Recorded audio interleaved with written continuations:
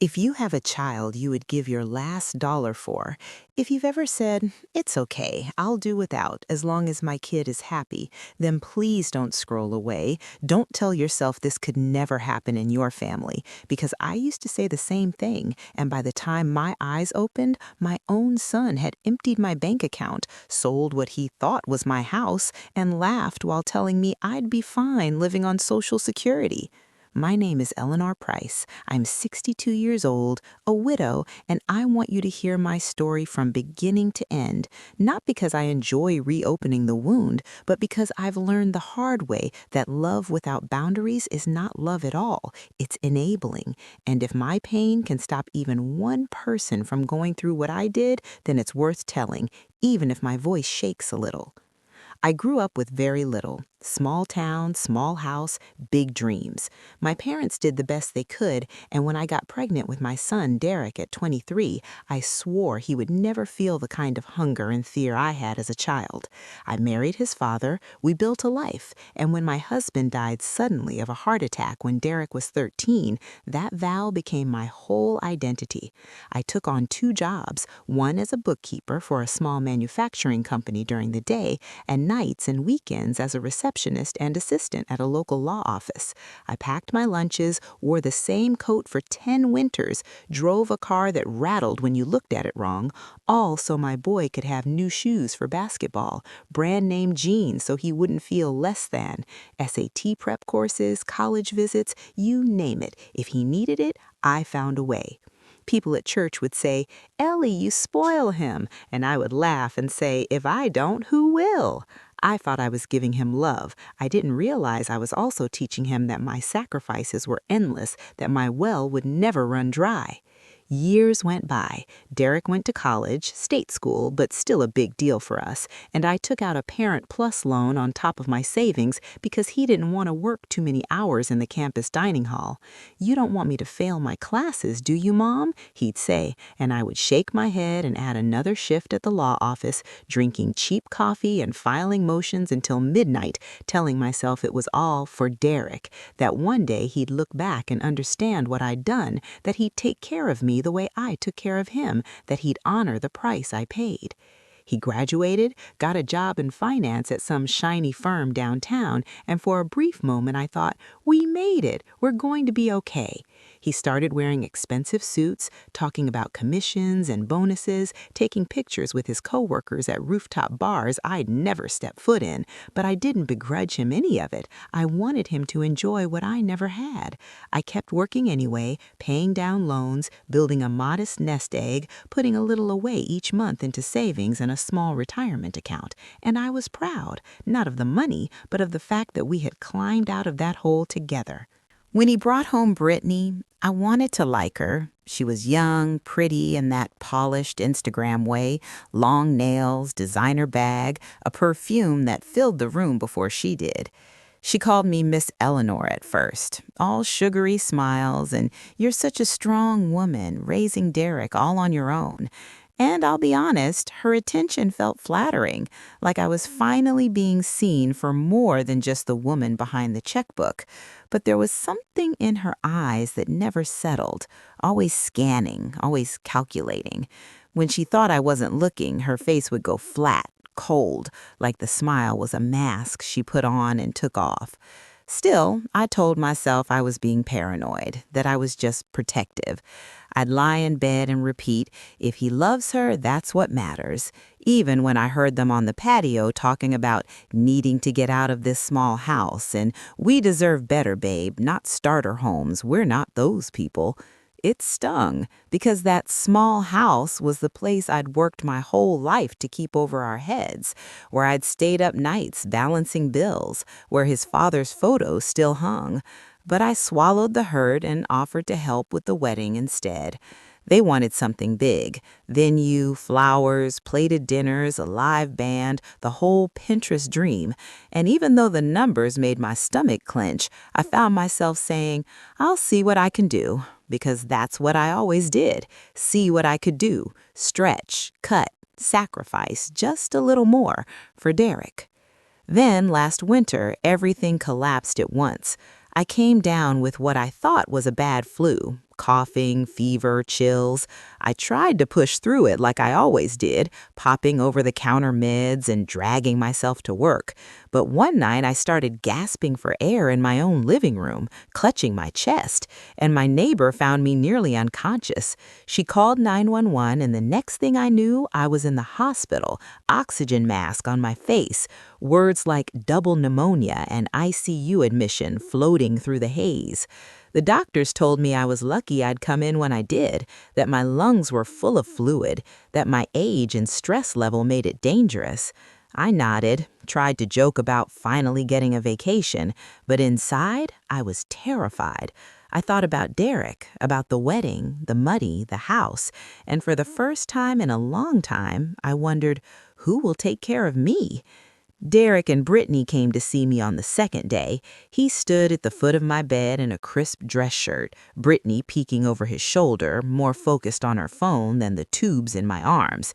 "Hey, Mom," he said, "you scared us." His tone was light, but his eyes were somewhere else, darting around the room, gauging, calculating. "We brought you some flowers," Britney said, tossing a drugstore bouquet on the bedside table like it was a box of napkins. "We also brought some paperwork," Derek added, and that's when my heart sank just a little. He held up a manila folder, slid some forms onto the tray table over my bed. "These are just some insurance documents the hospital needs," he said. "You know, since you're out of it, they didn't want to overwhelm you, so they gave them to me to help you fill out." My head was foggy from the fever and medication. My chest hurt every time I breathed. Reading was like trying to see through water. I squinted down at the pages and saw small print, legal-looking language, signature lines. "We can go through it later," I mumbled. "I'm so tired." He smiled, that patient, slightly exasperated smile I'd seen since he was a teenager, and I asked him too many questions. "Mom, it's just standard stuff," he said. "If we don't get it signed, there might be issues with your coverage, and you don't want a huge bill, right?" Brittany chimed in with a little laugh. "Yeah, and we all know how hospitals love to charge for every breath, right?" she said, and I tried to chuckle, but it turned into a cough that shook my whole body. "Here," Derek said softly, "just sign where the flags are. I already filled in most of it for you." He had placed sticky notes next to signature lines. I saw the words power of attorney somewhere in the blur, but my brain, fuzzy and trusting, latched onto the word insurance and the thought, he's helping me. I had worked in a law office for years. I knew better than to sign something I didn't fully read. But in that moment, weak, exhausted, hooked up to machines, I let my guard down. I reached for the pen with a trembling hand and signed my name over and over, the way I had signed field trip forms, loan documents, permission slips, trusting that it was what my son said it was, trusting him the way I always had, never imagining that pen strokes could be the knife in my back. A few days later, my fever broke. My lungs started to clear. The doctors used words like cautiously optimistic, and I let myself believe I was on the mend. I expected Derek to come back with updates, smiles, maybe even talk about rescheduling the wedding depending on my recovery. But instead, I got silence. One short text, "Busy with work stuff, Mom. Rest up, love you." And then nothing. No visits, no calls, just me and the beeping machines and the two bright lights. One afternoon, my nurse, a sharp-eyed woman named Carla, came in with a clipboard and a frown. "Ms. Price," she said carefully, "we just got a notice from your insurance that your primary billing contact has been changed to your son, and there's a durable power of attorney on file now. Did you authorize that?" Her words cut through the fog like a siren. Durable power of attorney. My mind snapped back to the law office, to clients I'd seen in conference rooms, to documents I'd copied and filed. Can I see the form?" I asked, my heart beginning to pound. She left and came back with a copy, and there, in black and white, was my name granting my son, Derek Price, broad authority over my finances, accounts, property, in the event of incapacity, with my signature at the bottom, shaky but undeniably mine, witnessed and notarized. I stared at that paper, my lungs burning in a new way now, not from fluid, but from pure rage and fear. I didn't understand, I whispered, ashamed of my own naivety. He said it was just insurance forms. Carla's eyes softened, but her jaw stayed tight. You're not the first person this has happened to, she said quietly, and you won't be the last if we don't start talking about it. She leaned in. Do you trust your son to handle your money and property in your best interest? That question hit me like a punch, because for the first time I hesitated. My mind replayed little red flags I'd brushed off over the years, his casual comments about, when you die, the house will be mine anyway, the way Britney had once joked about me finally retiring so we can enjoy the equity, the way he had winced when I mentioned leaving something to charity in my will, and merged them with this moment, these papers, this lie. I don't know, I answered honestly, tears stinging my eyes. I thought I did. The full horror didn't hit until I was discharged, sent home with an inhaler, antibiotics, and a follow-up schedule.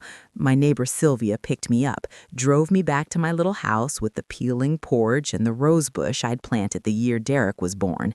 I stepped inside, expecting to feel comfort, but instead I felt off balance, like the furniture knew something I didn't. There was mail piled up, mostly junk and a few bills, but one thick envelope from my bank caught my eye. I sat down at the kitchen table, still in my hospital bracelet, hands shaking, and tore it open. Inside was a statement and a notice. We are writing to confirm the recent activity on your account, it began. My eyes flew down to the transaction list, and my heart just dropped.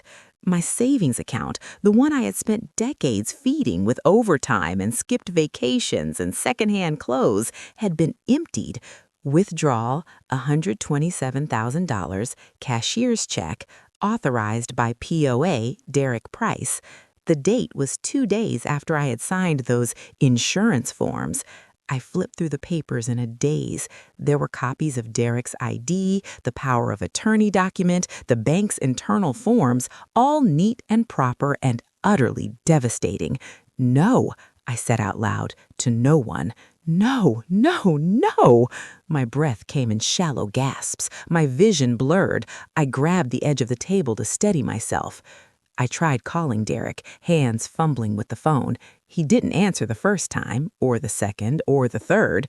My mind raced. Maybe he moved the money temporarily. Maybe he was protecting it from medical bills. Maybe this was all some misunderstanding.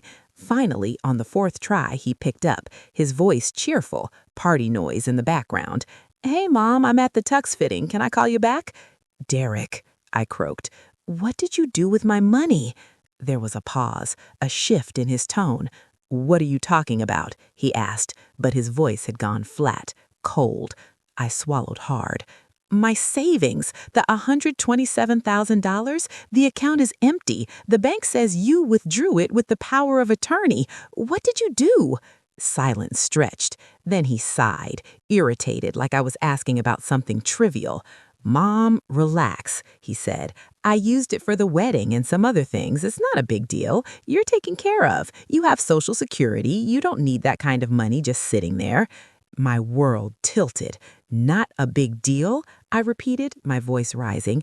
That was my life savings, Derek. Every extra hour I ever worked, every vacation I never took, you took it without asking me while I was in the hospital. He laughed then, actually laughed.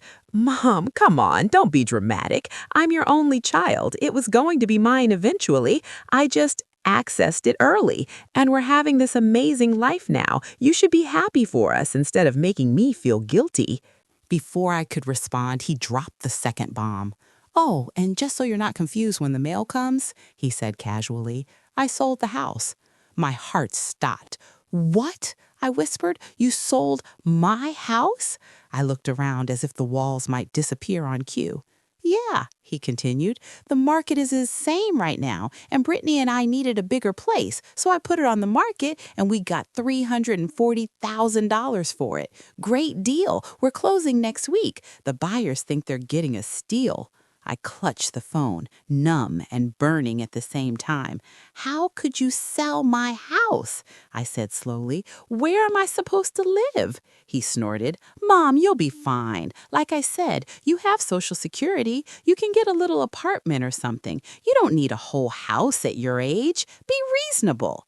That was the moment something inside me snapped. Not in a way that broke me, but in a way that finally, after 62 years, broke the spell. The illusion that sharing blood meant sharing love, that motherhood meant endless tolerance, that sacrifice guaranteed loyalty. I felt my voice steady go cold. "Derek," I said, "you listened to me very carefully. You did not sell my house."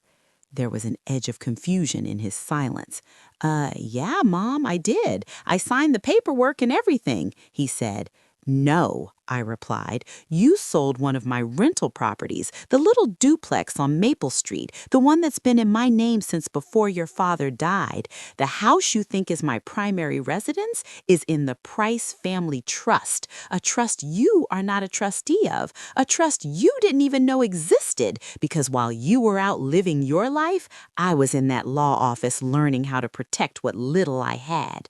I heard the party noise fade as he moved to a quieter spot. "What are you talking about?" he snapped. I closed my eyes, picturing the trust document I'd signed years ago with my old boss, the attorney who'd offered to help me set it up after watching too many elder clients get steamrolled by relatives.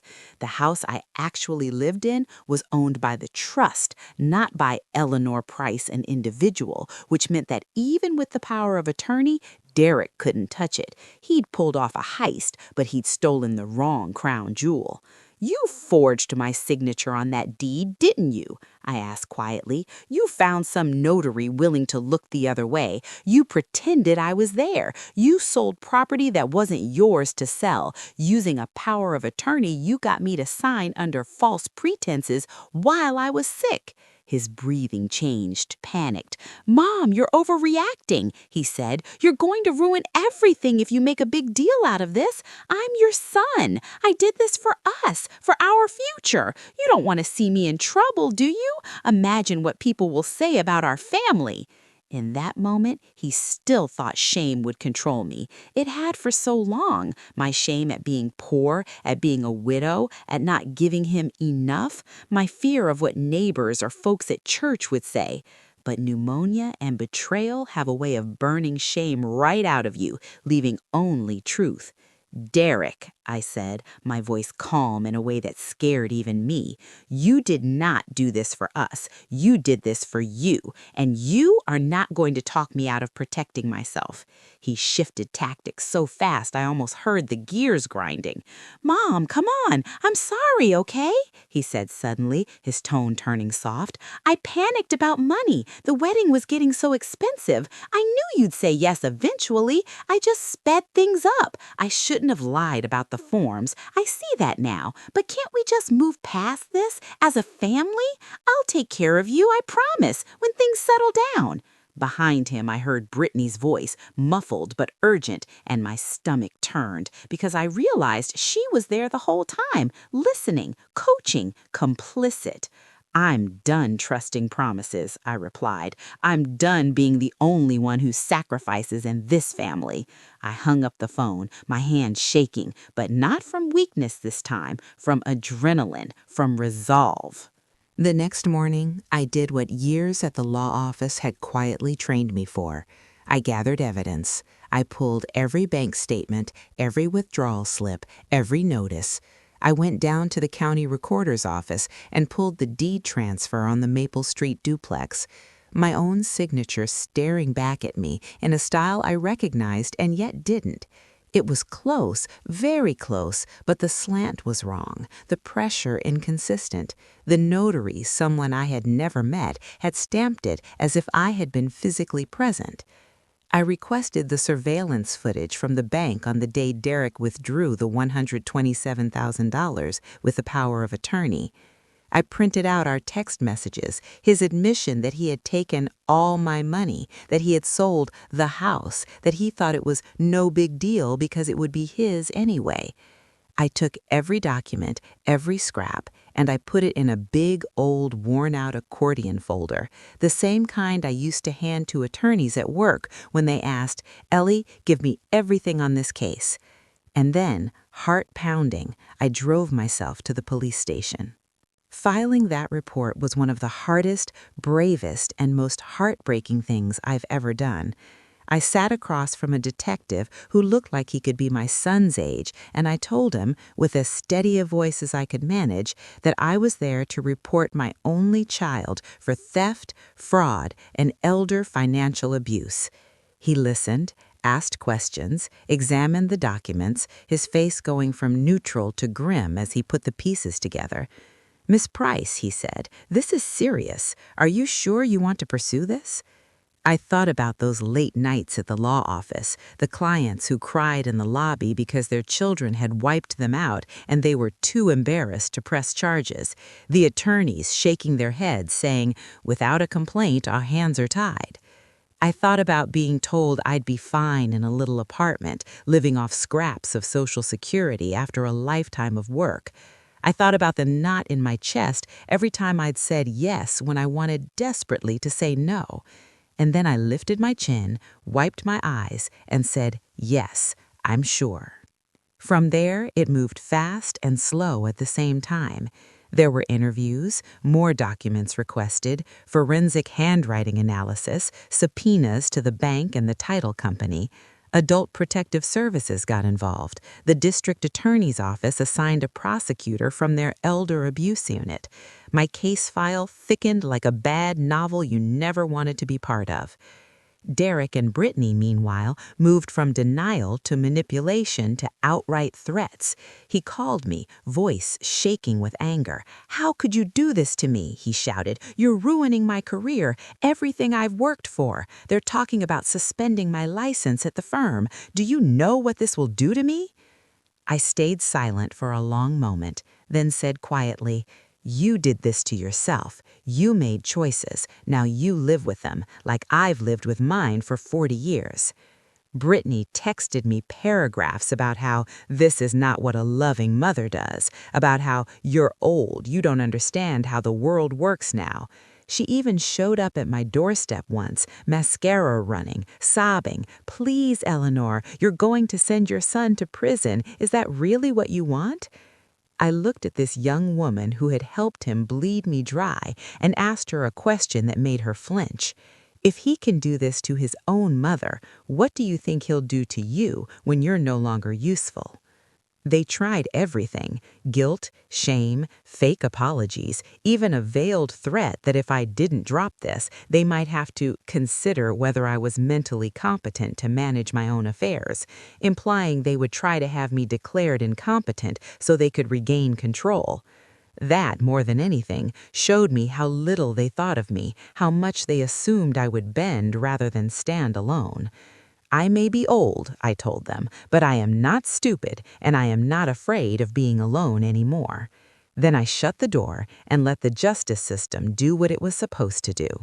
The day of the trial, I sat in the courtroom in my best dress, hands folded tightly in my lap, the same way I'd done years ago when I'd sat behind attorneys watching them argue cases, never imagining I'd be the one on the witness stand one day.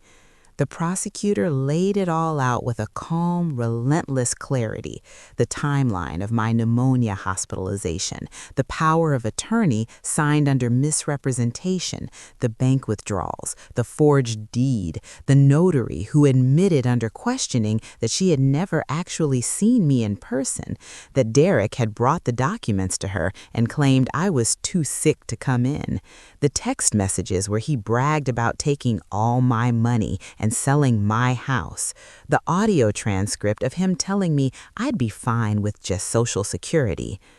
The defense tried their best, painting me as confused, suggesting I had given him verbal permission, implying that this was just a family misunderstanding blown out of proportion. But every time they tried to twist the narrative, another piece of hard evidence snapped it back into place. When I took the stand, I told the truth. my voice trembling but clear. I talked about the 2 jobs, the decades of sacrifice, the trust I had placed in my son, the day in the hospital when I thought I was signing insurance documents, the moment I opened that bank statement and realized my account was empty, the phone call where he justified it like he was entitled, the coldness in his voice when he told me I'd be fine living on Social Security. I watched the jurors' faces, saw some of them look down, blink hard, knowing, maybe from their own lives, how complicated love and money and family can be. When the judge gave them the case, there was a heaviness in the air you could almost taste. They came back faster than I expected. We, the jury, find the defendant, Derek Price, guilty on all counts. The words hung there, strange and sharp. My son, my only child, stood there in a suit I had once helped pay for and went pale, his knees buckling as the reality hit. I didn't cheer. I didn't smile. I just sat very still as tears ran silently down my face. Grief not for the verdict, but for the boy I had raised, the man he had chosen to become. At sentencing, the judge spoke directly to Derek, his tone a mix of anger and exhaustion. You were entrusted with your mother's finances at a time when she was ill and vulnerable, he said, and you abused that trust in the most cynical way possible. You treated her life savings as your personal bank and her property as your stepping stone. You did not make a mistake. You made a series of deliberate choices, and now you will live with the consequences. He sentenced Derek to 7 years in prison with the requirement that he pay full restitution, every dollar he had stolen, plus penalties and interest. His career in finance was effectively over, his licenses revoked, his reputation destroyed. Britney, who had sat in the back row of the courtroom looking increasingly uncomfortable, stopped showing up at hearings after that day. From what I hear, she moved on within a few months, looking for someone else's bank account to upgrade her life. People sometimes ask me, Eleanor, do you regret pressing charges? Do you regret sending your own son to prison? And I tell them the same thing every time. I did not send my son to prison. He walked himself there, step by step, signature by signature, lie by lie. All I did was refuse to cover his tracks, to clean up his mess one more time at the expense of my own survival. Love is not covering up crimes. Love is not letting someone destroy you because you share DNA. Love without boundaries is not love. It's enabling. And enabling is just a slower kind of betrayal, betrayal of yourself. After the trial, after the reporters stopped calling and the whispers in the grocery store quieted down, I had a choice. I could spend the rest of my life replaying every moment, asking myself what I did wrong as a mother, or I could take everything I'd learned, the hard, ugly, expensive lessons, and do something with them. I chose the second. With the money I was able to recover, plus some support from elder justice grants and the connections I still had in the legal world, I started a small nonprofit called Guard Your Gold. We hold free workshops at community centers, churches, senior apartments all over the city. We teach older adults about powers of attorney, trusts, joint accounts, how to read their bank statements, how to spot red flags when someone, anyone, even a beloved child, is pushing them to just sign this. It's for your own good. We talk about emotional manipulation, about guilt trips and threats, and if you loved me, you'd do this. We talk about the difference between helping your family and being harvested by them. I stand in front of rooms full of women and men with gray hair and tired eyes, and I tell them my story, not to scare them, but to wake them up, to remind them that their lives, their work, their savings are not extra, not a bonus round for someone else's benefit. They are the result of decades of sweat and sacrifice, and they deserve to be protected. And now I'm telling you, wherever you are, whatever age you are, whether you're the overgiving parent or the adult child who's gotten a little too comfortable with mom or dad's wallet, ask yourself some hard questions. If you're the parent, do I have boundaries or do I just have excuses for everyone else's bad behavior? Do I know where my money is, who has access to it, what I'm signing? If I got sick tomorrow, who would be at my bedside and who would be at the bank? If you're the child, have I started to believe I'm entitled to my parents' money just because I exist? Am I pressuring them to give me more than they can afford? Would I want someone to treat me this way when I'm old? It's not too late to change on either side, but change begins with the truth. And sometimes the truth is that the people you love are not safe with your heart or your bank account unless you make them be by drawing lines and holding them. I wish I could tell you that Derek and I have had a beautiful reconciliation, that he wrote me from prison, apologizing from the depths of his soul, that we're slowly rebuilding, but the truth is more complicated. He has written a few times letters full of half remorse and half resentment. I can't believe you did this to family, he still writes, as if I was the one who signed his name on stolen checks. Sometimes, buried under the anger, I see glimpses of the boy I once knew and my heart twists. I don't know what our relationship will look like when he gets out. I only know that any future connection will have to be built on honesty and respect, not guilt and obligation, and that I will never again be the woman who signs away her life because she's too afraid to say no. So if you've listened this far, if your chest feels tight and your eyes are burning and a voice inside you is whispering, "This sounds way too familiar," please, I am begging you, don't just click away and go back to pretending everything is fine. Talk to someone you trust, a lawyer, a counselor, a friend who isn't afraid to tell you the truth. Call your bank and ask questions. Get a copy of your deeds and your will. Check who is listed on your accounts. Have the uncomfortable conversation with your children or your parents before a crisis forces your hand. And if someone in your life explodes when you suggest boundaries, take that as the sign it is. Not that you're being unreasonable, but that they have gotten too used to walking through you. I am Eleanor Price, widow, mother, survivor of pneumonia, fraud, and my own blindness, and I am here, breathing, living, building something new at 62, telling you this.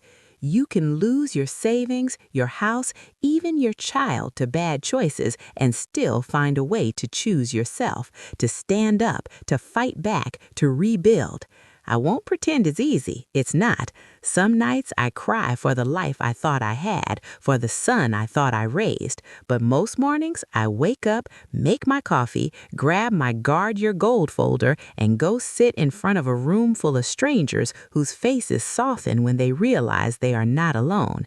And in those moments, I know that my story, as ugly as it is, has become something useful, something that might just save someone else.